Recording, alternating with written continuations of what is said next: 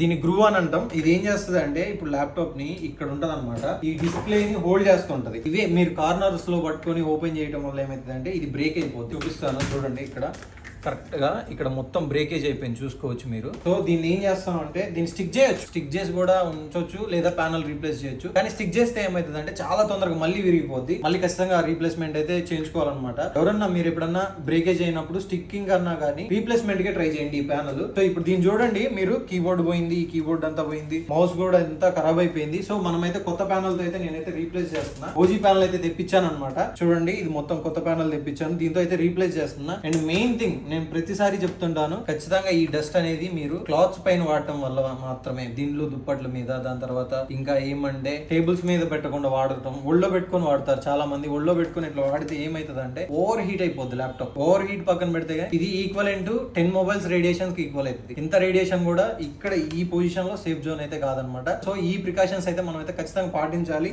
ఖచ్చితంగా ల్యాప్టాప్ అంటే టేబుల్ మీద యూజ్ చేయాలి, అప్పుడు హీట్ అవ్వదు, మనకి హెల్త్ ప్రాబ్లమ్స్ కూడా రావు. ఒకవేళ మీకు బెస్ట్ సర్వీస్ కావాలి అనుకుంటే ఒకసారి అనంత కంప్యూటర్స్ కి రండి. The best service best price అయితే చేసిస్తాం. Thank you so much.